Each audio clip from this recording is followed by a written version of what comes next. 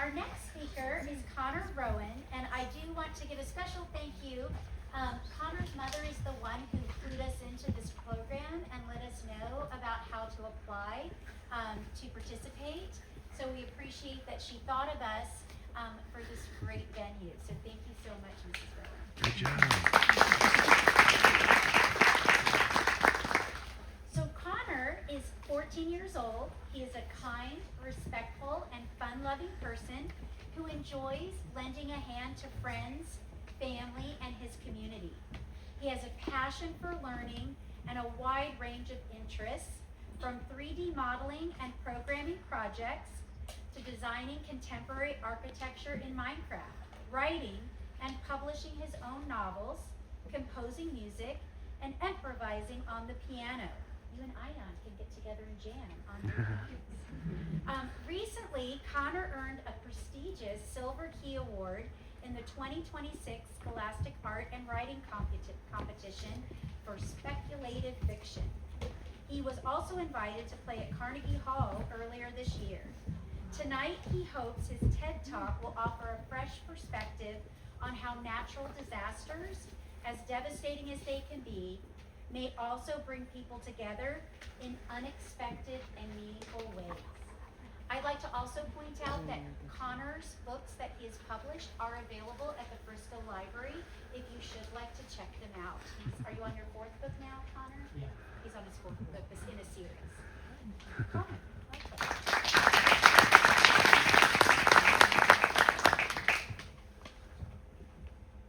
4 months ago, when my mother's family members in Thailand encountered a brutal flood, I didn't know what to do. I wasn't sure if I could do anything, and the flooding was worsening by the day. Living thousands of miles across the globe away from them, there was this rigid separation that stopped us from visiting in person or sending physical goods. A kind of intense flooding my family experienced, one where the levels rose over 3 meters, is an extremely rare event for Thailand. This kind of thing happens only once every 300 years, despite the already increased rainfall during the monsoon season from September to December. My mom was born in Hat Yai, which is the biggest city in the southern part of Thailand. It has a population of over 500,000 people. She'd seen her fair share of medium flood events during her childhood there. But this particular event was unlike anything anybody in there had ever seen before. It was thought that a rare tropical cyclone caused this event, combined with the fact that Hat Yai is a pretty low-lying area.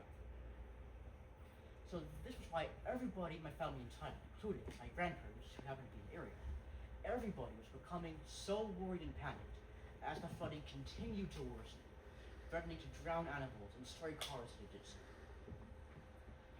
By the third day, the entire first floor of most of the buildings in the area had been completely submerged in water.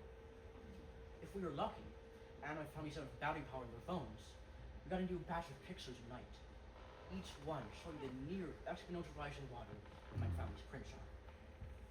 Having just visited Hat Yai a few summers ago and walked the very streets that are now completely buried in water, the photos they sent were beyond horrifying.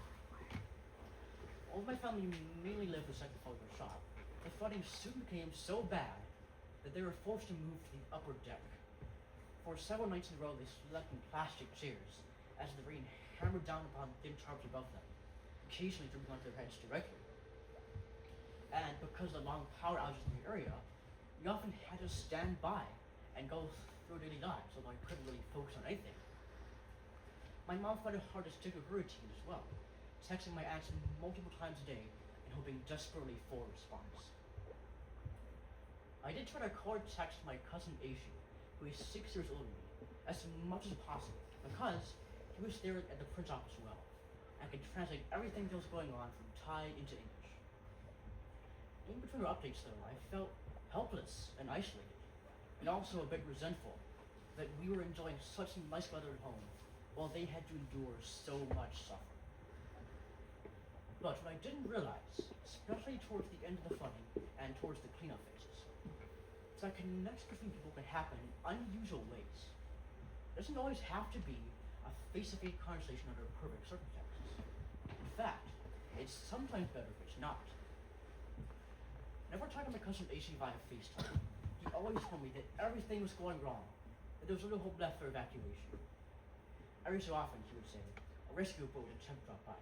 But every time, my family was unable to get down to the lobby to reach the boat because of the floods. My aunt expressed similar frustration to jumping on the tide. We did, of course, try to help my family in material ways, sending money to them to assist in the cleanup process. But I felt that we best understood what they were going through when we just listened, treating the flooding like it was happening to us personally. And that's the difference between average family constellation under perfect circumstances and a tense call during a nerve-wracking disaster, because the added pressure of the situation forces everybody to unite.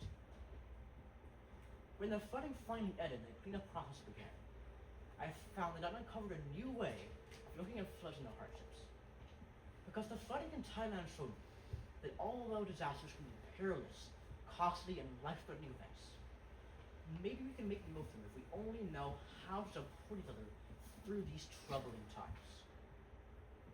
Here is an example of a situation in which an external force factor is able to overcome a minor personal conflict at hand. Suppose that in the weeks and months leading up to the flooding, my mom is becoming increasingly involved in some kind of conflict with her sisters. Since she usually talked to them via phone call or text message, she soon begins to spend long periods of time arguing on the phone or engaging in heated text message conversations. Before long, things get so bad that she refuses to speak to them whatsoever, and her family members refuse to talk to her whatsoever. The fight has reached its climax. But then, out of nowhere, the flooding arrives. Within days, the levels are rising, and my family is already in danger of losing all of their food supplies. All of a sudden, my mom's sisters begin talking to her again, sending photos of the disaster and expressing their fear and frustration. And just like that, the emotional impact motivated my mom to respond to them as well. And before long, they're engaging in lengthy and supportive phone calls as the flooding worsens. So all this shows how external factors like floods and other hardships can break through conflicts and unite people. Why? Because these hardships are an external force that's completely unrelated to any personal barriers at hand. This is all part of a phenomenon called catastrophe compassion that's been shown by psychologists to connect people socially during distressing times, ranging from terrorist attacks, wars, earthquakes, and even to pandemics like COVID-19. One of the most powerful underlying mechanisms of catastrophe compassion is the nature of social identity. So everybody identifies different groups and circles, and some might even belong to multiple different circles. For example, you could be both a tennis player and a computer programmer. But when disaster strike, our social circles change immediately. We're instantly linked by an existential sense of shared fate. This all-encompassing circle that could very well be the most important one we ever belong to. And this new social connection is the reason why catastrophe compassion is so effective at bringing us together during troubling times. Our social interactions are a large part of who we are and who we interact with. And this is just as true when those interactions suddenly become part of a mutual fate. Our report by Psychology Today emphasized the importance of offering support to strangers and loved ones alike over a long period of time. This was especially true during chaotic events like the COVID-19 pandemic, because so many people were forced into quarantine and isolation for such a long period of time. One of the key ways people expressed support during the early parts of the pandemic was by banging together pots and pans to show support for the overworked nurses and doctors during the early parts of the pandemic. This soon became a nightly occurrence in New York City, with people stepping onto the balconies in force to express their compassion.